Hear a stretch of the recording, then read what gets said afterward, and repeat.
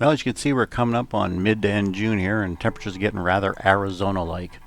You know the old adage that it's a dry heat. Well, stuff don't live well in dry heat, and they actually can cook with the heat out here. The old adage of being able to cook an egg on the sidewalk holds true, and they actually have contests about it. People even cook cookies in the back of their car. The desert's drying out, and the temperature, it does have its effects. So you can see the desert's looking nice and toasty there, and as we come into the greenhouse, it's looking a little toasty too. Take a look at the Swiss chard. It just collapsed in a couple of days and was done. Got a little onion going on, but he doesn't look like he's going to make it. Tomatoes, I don't understand. The ones in the ebb and flow beds do fine, but the floating raft beds, not so much.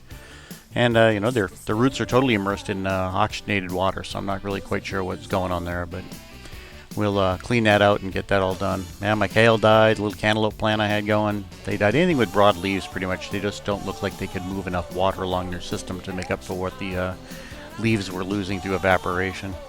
And you can see everything died probably within about 3 or 4 days. It was just done as the temperatures in the greenhouse started hitting 117 or so.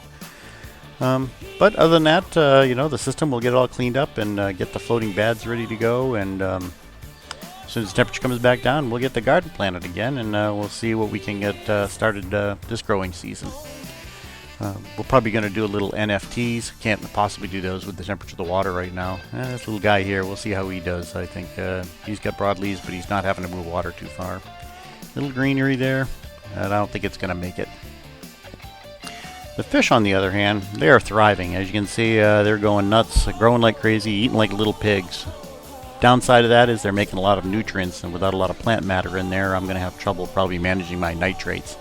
So I either got to figure out how to do that without plant matter or get some other plants growing. And I'll let you know how that works out. And with all the fish eaten, you can see I'm making plenty of fish solids. Fish are really active, 90-degree water temperature.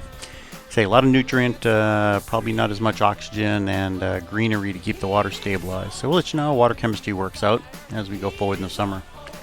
And as always, if you have any questions, post them on the YouTube channel, and I'll try to get back to you. It's a learning process, and if you got any suggestions, let me know that too. Thanks.